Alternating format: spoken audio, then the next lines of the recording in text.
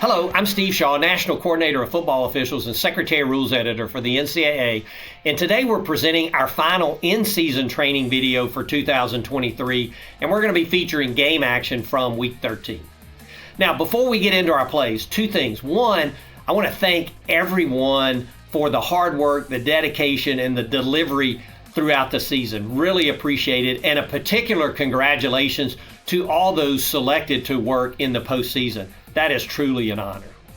I also wanted to take a moment to read out on the impacts of our timing rule changes for the season. And in FBS, our game duration averaged 3 hours and 16 minutes per game, and that was down about 5 minutes from last year. And we averaged 175 plays per game, and that was down about 4.5 plays from last year.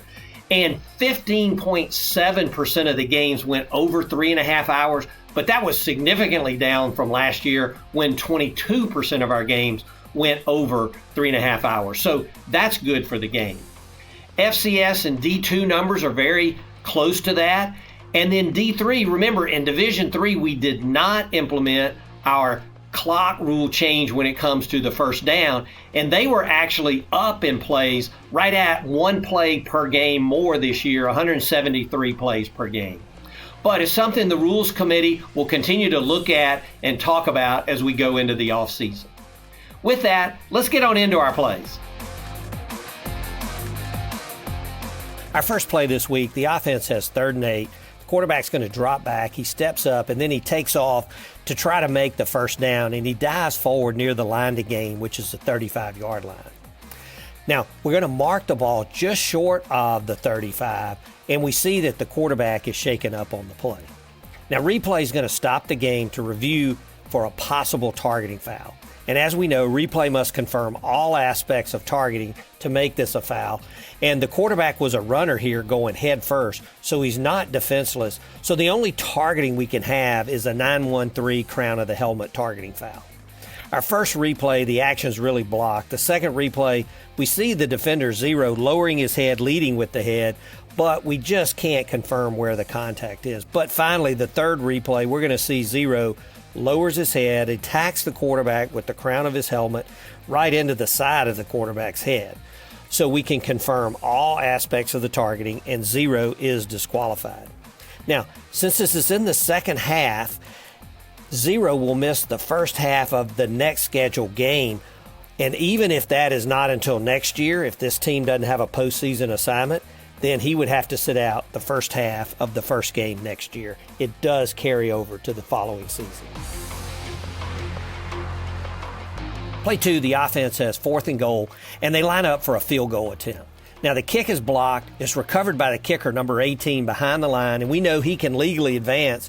He's hit. The ball comes out. It's recovered by number 94 of the offense, and he rumbles into the end zone. Now, as we go back and take a look, we see that number 18, he does recover the kick. He's hit, and he's actually down before the ball comes out. And the crew comes together. Good job here. They talk it through, and the officials rule that number 18 was indeed down, and the ball goes over to the defense at that point. But we know that even if it had have been a fumble, it was 4th down, so we can't forget our 4th down fumble rule, which would apply here. And we know that on a 4th down fumble by Team A, if it's caught or recovered by another Team A player, the ball's dead. And if it's recovered beyond the spot of the fumble, as it would have been here, the ball's returned back to the spot of the fumble. And since it was 4th down, the ball would have gone over to the defense at that point as well. So we know there's no way this was going to be a touchdown for the offense. Good job, crew. Play 3, we're early in a rivalry game, and everyone's amped up. Now we see the back, he catches a short pass out in the flat, and he's going to be gang tackled by the defense. And as the play ends and the defenders are going back to their side of the ball, we see Zero, he gets in the offensive back's face, stands over him, taunts him, and now as our line judge comes in, we get a flag for unsportsmanlike conduct on Zero.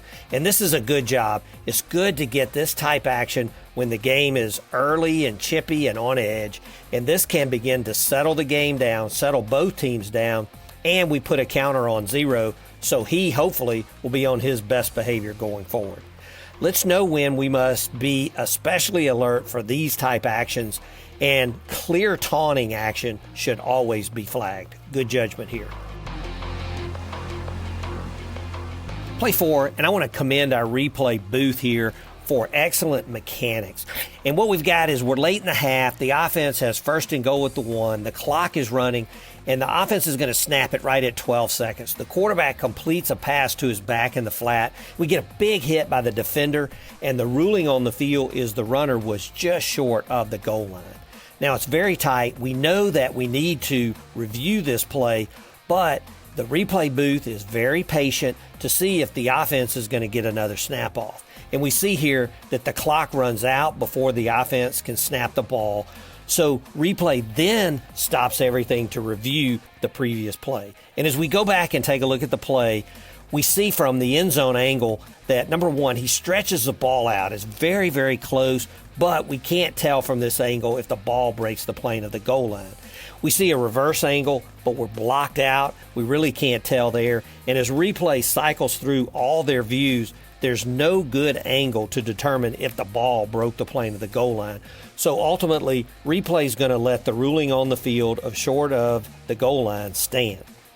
Mechanically, though, this was very good, because if we stop this game immediately, it's clearly going to advantage the offense by letting them have another play. So replay has to be patient, and if it appears the offense will get another snap off, then they've got to stop the game before the snap. But if the offense cannot get another snap off, replay should be patient like they were here, let the clock expire, and then they can go do their work. So really good job here. Play 5 is a try, and the offense is going to attempt a 2-point conversion. Now, the quarterback takes the snap, he surveys the field from the pocket, he extends the play by rolling out, and then finally he's going to throw back cross-field, and the ball's going to be caught by receiver number 8 for a successful 2-point play. As we go back and take a look at the All 30 camera, we see that number 8 clearly goes out of bounds, returns in, and makes the catch. And we know if a receiver goes out of bounds, he can't come back in bounds and be the first to touch the ball. But clearly there's an exception, and if they're forced out of bounds, which we see the defender pushes number 8 clearly out of bounds, number 8 immediately returns into the field of play and catches the pass. So that's a legal play. But Deeps, we need to get a hat down anytime a receiver goes out of bounds, whether he's out on his own or if he's forced out.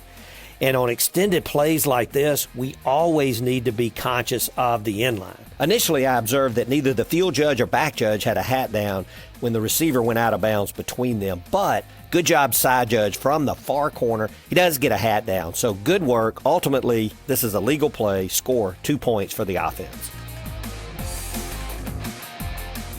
Play 6, we're late in the half with 19 seconds remaining.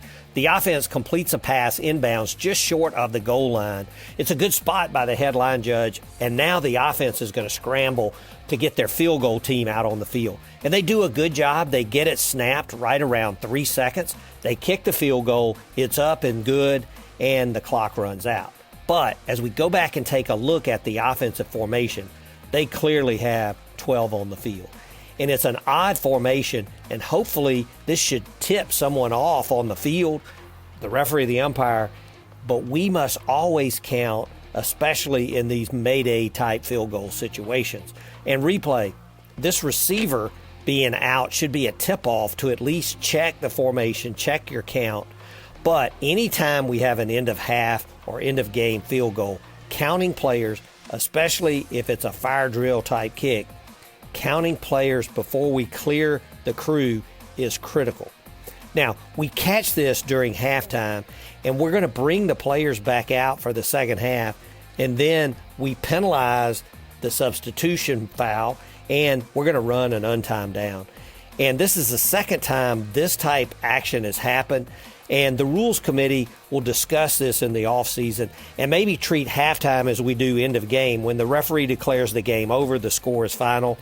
We may have the referee, when everything is clear from replay, clear from the field, the teams are off, declare the half over. Play 7, the offense has 3rd and goal just outside the 10. And we see Pre-snap, one of the safeties is going to walk up, and then he blitzes. He comes clean, and number one is going to sack the quarterback. Now, we get a flag down from our center judge for a personal foul, unnecessary roughness, but really, this is not a foul. The quarterback, he is defenseless, no question there. He's in a passing posture, but number one keeps his head up, his eyes up, his head is off to the side, there's no launch, and he just makes straightforward contact, a football play. And I'm not sure what we were evaluating here to get to unnecessary roughness, but referee, and I know you've got a lot going on with number 75, your tackle, but when the quarterback's immediately threatened, we need to get our eyes there. And hopefully we can have an opinion on this and hopefully take the center judge off of this as a foul. It would have made us look a lot better. Our last play this week, we see the quarterback. He drops back. He gets quick pressure. He's hit as he throws. The ball goes downfield. We have no whistle. The defense is going to scoop it up in their own end zone, and number 15 is going to go 100-plus yards for an apparent score. Now, we know from an officiating standards perspective, when in doubt, when in question on pass fumble, we want to rule fumble and let it play out. But as we go back and take a look at the replays, we quickly determined that the quarterback's hand was clearly going forward. And I think this is one we could have ruled a pass on the field, but replay is going to use our expedited review process here, and using O to O is going to communicate, and we get a quick announcement from our referee. The previous play has been reviewed. It was a forward pass. It is incomplete. It will be the next down. This is a good job to use our O to O system for an expedited review when replay has immediate video evidence to overturn the call on the field. This keeps the game moving. The referee doesn't have to jog all the way down to the headset, and it makes us look good and efficient. Well, that's it for our plays this week. Let's all learn from these plays, and they're intended to make us better. Congratulations again if you're preparing for a postseason assignment, and let's always remember, quality fouls, make it be there. Be good dead ball officials. View all players until they're back with their teammates. Let's have crisp ball movement, no committee meetings, and no walking on the field. Excellent communications with our coaches, players, and other officials. Communications is the key to great officiating. Let's display our integrity, courage, and poise always, and be mentally and physically prepared to work the game. Best of luck.